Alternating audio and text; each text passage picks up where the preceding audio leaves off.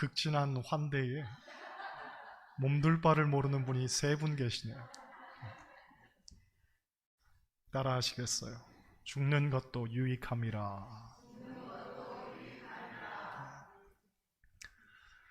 인생을 살다 보면 누군가가 병중에 있다는 소식을 들을 때가 있습니다. 그런데 그가 겪고 있는 질병이 사람이 손 쓸 수 없는 수준일 때 우리는 하나님 앞에 정말 처절하게 매달릴 겁니다. 하나님, 고쳐주세요. 하나님, 제발 살려주세요. 가끔은 가슴 벅찬 일들을 경험하기도 합니다. 정말 기적적인 은혜로 그 환자가 낫는 경우입니다. 우리는 그 일들을 통해서 하나님께 영광을 돌리게 됩니다. 그런데 또 가끔은 정말 속이 상한 일들을 경험하기도 합니다. 나름대로는 정말 열심히 기도했음에도 불구하고 소위 우리가 기대했던 기적은 일어나지 않는 경우입니다. 대개 이런 상황들을 마주하게 되면 신앙적인 침체에 빠지는 사람들이 많습니다. 곧 하나님은 왜 나의 간절한 기도를 들어주시지 않으셨을까? 왜 이런 절망적인 상황을 마주해야만 할까? 하며 하나님을 향한 원망의 마음을 앞세우는 겁니다. 그런데 우리가 분명히 알아야 하는 것은 하나님은 우리의 살아있음 가운데도 역사하시지만 우리의 죽음 가운데서도 역사하신다는 사실입니다. 또 우리는 살아있어야만 그게 하나님께 영광이 된다고 생각하지만 때론 우리의 죽음이 합력하시는 하나님의 선으로 이어지는 경우도 있습니다. 여러분, 우리나라 최초의 순교자는 토마스 선교사입니다. 미국 상선 제너럴 셔먼호를 타고 대동강을 거슬러 오다가 한사정 근처에서 뜻하지 않게 배가 좌초됩니다. 당시 조선 병사들은 이 배의 선원들을 침략자로 규정하고는 배를 불로 태워버리죠. 불은 화약에 옮겨 붙으면서 순식간에 배를 태우게 되었고, 불길을 피해서 강물로 뛰어든 선원들은 기다리고 있던 조선군들의 창에 찔리고 곤봉에 맞아 죽게 됩니다. 와중에 배 위에서 백기를 들고 화염 속을 왔다 갔다 하면서 강 쪽으로 사력을 다해 책을 던지는 사람이 있었는데 바로 토마스 선교사였습니다. 한국에 선교하러 오면서 배에다가 성경책을 잔뜩 싣고 왔는데 배에 불이 붙으니까 성경책이 타지 않도록 육지를 향해 성경책을 계속 던진 겁니다. 한 권이라도 더 이 땅의 백성들에게 성경을 전하기 위해 열심히 던졌습니다. 다 던지고 난 후 마지막 남은 한 권의 성경을 품속에 넣고는 강물로 뛰어들었죠. 하지만 결국 생포가 되어 포승줄에 묶인 채 이리 끌려다니고 저리 끌려다니다가 대동강에서 목이 잘려 죽게 됩니다. 당시 토마스 선교사의 목을 친 사람이 박춘권이라는 사람이었는데 그가 목을 치려고 했을 때 토마스 선교사는 자기 품에 있던 성경책을 꺼내서 그에게 웃으면서 내밀었다고 합니다. 그때 그의 나이가 27이었습니다. 얼마나 꽃다운 나이에 생을 마감한 것입니까? 하지만 복음을 위해 생명을 아끼지 않았던 것에 비해서는 너무나 초라하고 허무하게 목숨을 잃은 겁니다. 조선 땅에 복음을 제대로 전해보지도 못하고 목이 잘려 죽은 겁니다. 이 단편적인 상황만 보면 모두가 혀를 끌끌 찰 수도 있습니다. 혹 어떤 이는 그게 뭐냐고, 왜 그렇게 무기력하고 무가치하게 죽고 말하냐고 비웃을지도 모르겠습니다. 그런데 재미있는 사실은 토마스 선교사의 목을 치고 엉겹결에 성경책을 받아든 박춘건이라는 사람이 훗날 회개하고 1899년 세례를 받아 평양 초대교인이 됩니다. 그리고 평양은 그 후 부흥의 불길이 거세게 일어서 한국의 예루살렘이 되고 조선교회의 중심지가 되죠. 게다가 더 나아가 이 제너럴 셔먼호의 사건으로 말미암아 미국의 압력을 받은 조선은 결국 외국의 나라의 문을 열게 되는데 미국과의 통상수호 조약으로 외국인들의 자유로운 활동을 보장하고 특히 선교사의 활동을 무제한적으로 허용하게 됩니다. 그로 인해 이후 언더우드와 아펜젤러와 같은 수많은 복음의 일꾼들이 이 땅을 밟게 되었는데, 결국 소급해 올라가면 맨 처음 토마스 선교사의 죽음이 있었기 때문에 이 나라에 복음의 문이 활짝 열린 겁니다. 그렇습니다. 때론 우리가 이해할 수 없는 고통의 일들이 하나님의 선을 이루어가는 씨앗이 되기도 합니다. 그렇기 때문에 우리 그리스도인으로서는 삶과 죽음에 대한 분명한 확신을 갖고 살아야 되는 거죠. 오늘 본문은 바로 그것에 대한 말씀입니다. 삶과 죽음에 대한 바울의 자기 선언이자 결단의 내용입니다. 본문의 배경은 이렇습니다. 바울은 시위대 감옥 안에서 매일매일 언제 재판에 회부되어 죽을지 모르는 그런 불안한 삶을 살고 있었습니다. 누구에게나 그렇듯 아마 바울도 죽음이 두려웠을 겁니다. 어쩌면 누구보다 살고 싶었을지도 모릅니다. 그래서 제발 살려달라고 하나님 앞에 매달렸을 수도 있습니다. 또 이대로 죽을 수는 없다고 스스로 되뇌었을 수도 있습니다. 그런데 어느 순간 깨달아지는 것이 있었습니다. 그것은 내가 왜 사는가라는 물음이었습니다. 생각을 해보니 바울이 사는 이유는 그리스도였습니다. 그리스도를 전파하기 위해서 지금껏 살았고, 또 앞으로 살아야 하는 이유도 그리스도를 전파하기 위해서였습니다. 이 목적이 분명해지니 삶이 다시 보였습니다. 내가 사는 것이 그리스도를 위한 것이기 때문에 죽는 것도 그리스도를 위한다면 그것조차도 유익일 수가 있겠구나. 바울의 이러한 고백은 그리스도인으로서 우리에게 두 가지 결단을 촉구합니다. 하나는 사명이 있는 삶으로서의 결단입니다. 여러분, 그리스도인은 사명이 있기 때문에 사는 것이고, 또한 사명을 위해 살아야 할 줄 믿습니다. 여러분, 성경은 우리의 사명이 왜 중요한지에 대해서 몇 가지 이유를 말합니다. 첫째로, 사명은 예수님께서 명령하신 일입니다. 이 사명이라는 것이 얼마나 중요한지 예수님께서는 성경을 통해 우리에게 5번에 걸쳐서 강조하고 있습니다. 마태복음 28장 19절 20절, 그러므로 너희는 가서 모든 민족을 제자로 삼아 아버지와 아들과 성령의 이름으로 세례를 베풀고 내가 너희에게 분부한 모든 것을 가르쳐 지키게 하라. 볼지어다 내가 세상 끝날까지 너희와 항상 함께 있으리라. 두 번째는 마가복음 16장 15절입니다. 또 이르시되 너희는 온 천하에 다니며 만민에게 복음을 전파하라. 세 번째, 누가복음 24장 47절로 48절, 또 그의 이름으로 죄 사함을 받는 회개가 예루살렘에서 시작하여 모든 족속에게 전파될 것이니 기록되었으되 너희는 이 모든 일의 증인이라. 네 번째는 요한복음 20장 21절, 예수께서 또 이르시되 너희에게 평강이 있을지어다. 아버지께서 나를 보내신 것 같이 나도 너희를 보내노라. 그 다음은 사도행전 1장 8절입니다. 오직 성령이 너희에게 임하시면 너희가 권능을 받고 예루살렘과 온 유대와 사마리아와 땅끝까지 이르러 내 증인이 되리라 하시니라. 할렐루야. 특별히 우리는 이 본문을 가리켜 예수님의 지상명령이라고 하죠. 예수님의 지상명령. 이것은 예수님께서 우리에게 제안하신 것이 아닙니다. 할 수 있으면 하고 할 수 없으면 말고, 시간 있으면 하고 없으면 말고의 개념이 아니라 이건 명령이라는 거죠. 반드시 지켜야 하는 일입니다. 우리가 선택할 수 있는 것 아니고 그리스도인이라면 반드시 해야 되는 사명입니다.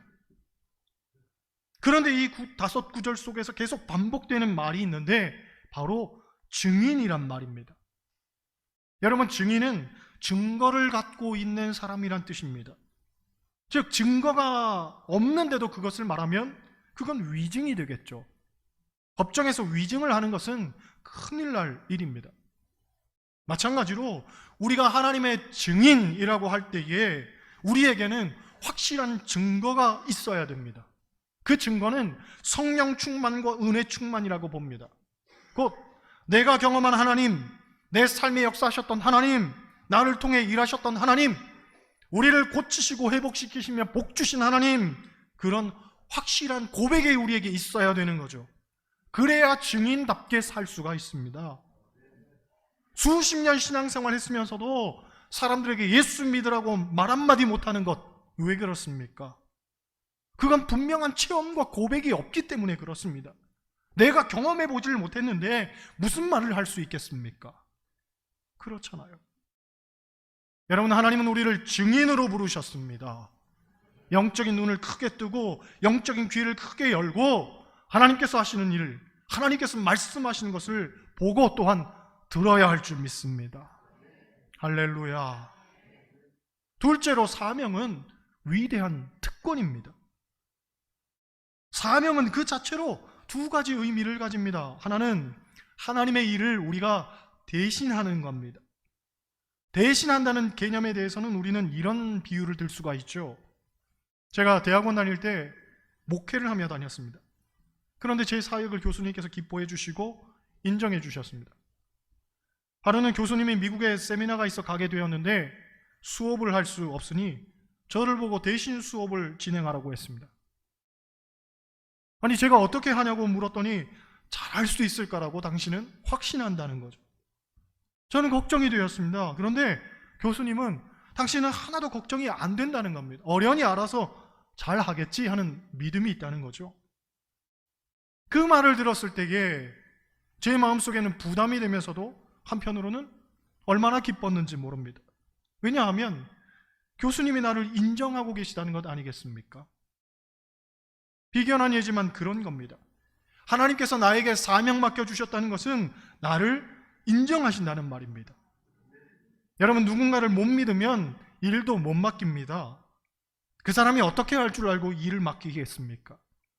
그러니까 이 일을 맡긴다는 것은 믿는다는 말과 같습니다. 우리를 믿으니까 하나님께서 사명을 주시는 겁니다. 일반적으로 우리는 살면서 누군가에 인정받는다는 것, 참 귀한 일인데 다른 누가 아닌 하나님께 인정을 받는다는 것, 얼마나 놀랍고 감사한 일이겠습니까? 사람이 무엇이건데, 아니 내가 무엇이기에 하나님께서 인정해 주시고 또 당신의 일을 맡겨주신단 말입니까? 그러므로 사명은 너무나도 기쁘고 감사한 일이 되는 겁니다. 그런데 사명의 또 다른 의미로는 하나님과 더불어 하는 것이란 뜻이 있습니다. 고린도후서 5장 20절을 보면 이런 말씀이 있습니다. 그러므로 우리가 그리스도를 대신하여 사신이 되어 하나님이 우리를 통하여 너희를 권면하시는 것 같이 그리스도를 대신하여 간청하노니 너희는 하나님과 화목하라. 여기서 중요한 구조는 하나님이 우리를 통하여 라는 말입니다. 곧 하나님이 우리를 통하여 일하신다는 거죠. 엄밀히 보면 한 사람 한 사람, 우리가 하나님의 수준에서 제대로 일할 사람 누가 있겠습니까? 그런데도 하나님이 우리를 통하여 일하시는 이유는 우리를 사랑하시기 때문에 일부러 하나님의 일에 참여시키는 것이죠. 여러분, 가만히 보면 우리가 일할 때 하나님께서는 우리가 약하면 힘도 주시고 무능하면 지혜도 주시고 때로는 물질도 주시고 사람도 붙여주시고 믿음도 주시고 다 채워주십니다. 그래서 그 일을 감당할 수 있도록 도와주십니다. 그리고 난 다음에 우리에게 잘했다 하시면서 상급도 주십니다. 그러니 엄밀히 보면 사실 일은 하나님이 다 하셨는데 상급은 내가 갖고 있는 거죠. 제가 중학교 때 미술부를 했었습니다. 그러다 보니 미술 선생님하고 가까웠습니다. 한 번은 미술 수업 시간에 그림을 그리는데 제가 그리는 그림을 보더니 선생님이 이놈아, 그건 그렇게 그리는 게 아니지 하시더니 선생님이 제 걸 빼앗아서 그림을 그리시는 겁니다. 그런데 그 그림이 실기시험이었는데 저는 당연하게도 만점을 받았습니다. 선생님이 그렸으니 말해 무엇하겠습니까? 그런 거죠. 그림은 선생님이 그리고 점수는 제가 만점을 받듯 어찌 보면 사명도 그렇습니다. 사명을 내 힘으로 감당하려고 하면 그건 정말 할 일이 아닙니다. 너무 힘들고 너무 어렵고 감당할 수가 없습니다. 그런데 사명은 우리가 감당하는 것 같지만 실상은 아닙니다. 하나님이 다 감당하시고 우리는 그저 칭찬받고 하나님의 영광 가운데 함께 참여하게 되는 겁니다.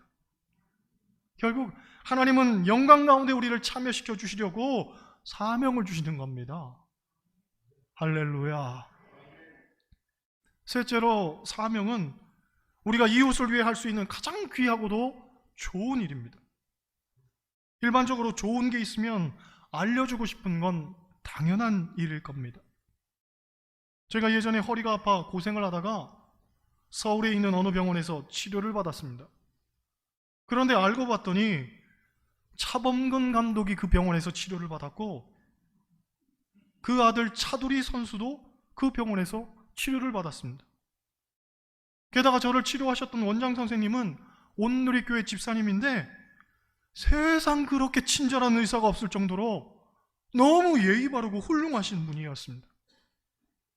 거기서 제가 치료를 너무나 잘 받았습니다.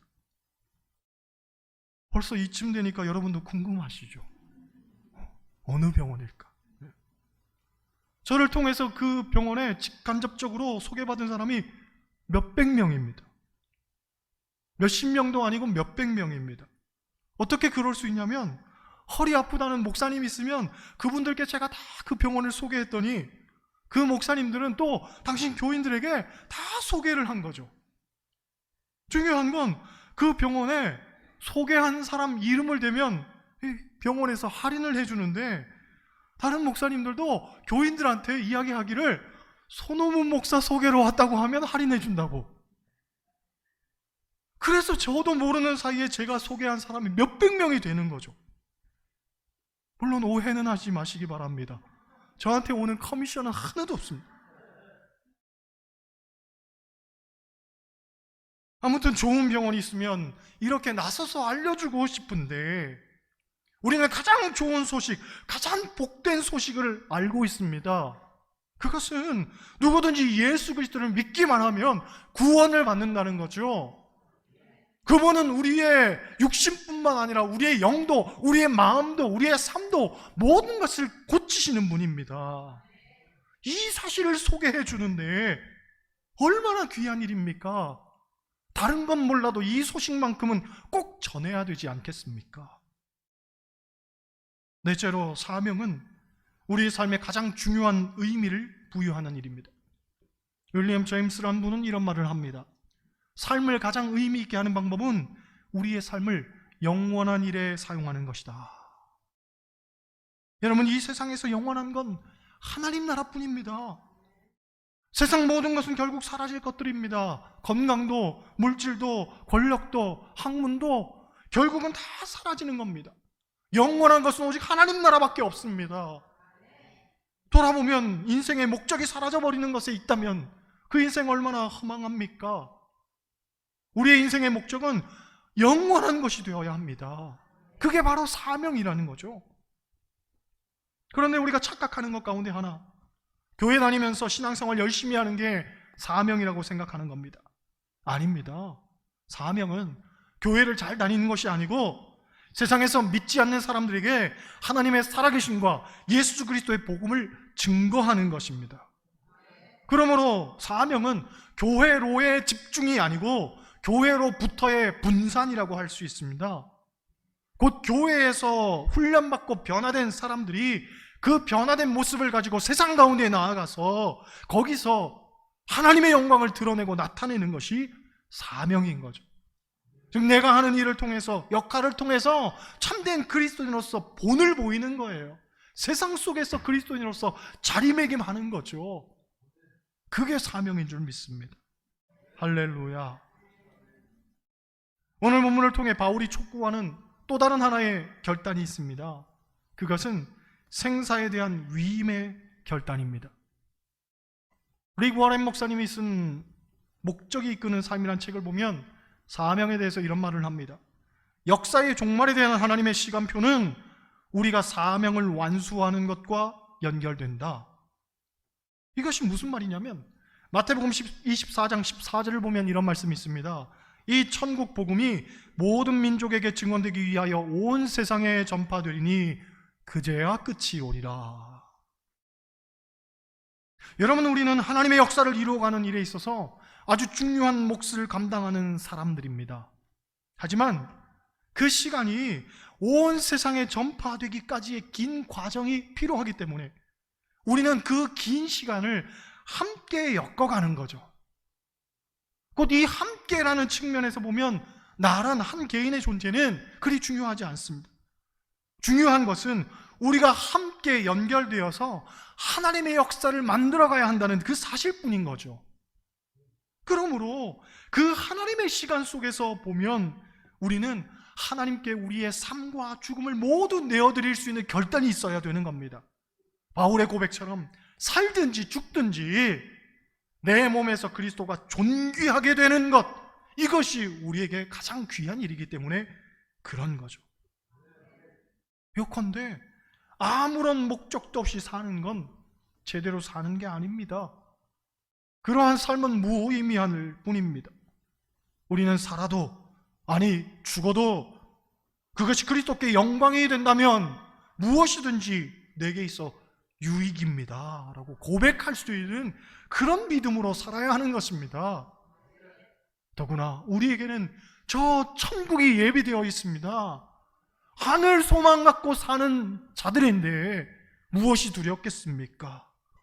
여러분, 하나님은 우리의 삶을 통해 놀라운 계획을 갖고 계십니다. 그런데 또한 우리의 죽음을 통해서도 하나님은 당신의 선을 이루어 가실 것입니다. 그렇기 때문에 우리의 삶과 우리의 죽음도 하나님의 손에 맡겨져서 하나님의 역사를 이루어가는 씨알이 될 수 있기를 다만 기도해야 되는 것입니다. 하나님을 믿고 신뢰하면서 여러분의 삶도 그리고 죽음도 온전히 하나님께 내어드릴 수 있는 그런 믿음 갖고 사는 저와 여러분 되시길 주님의 이름으로 간절히 축원합니다.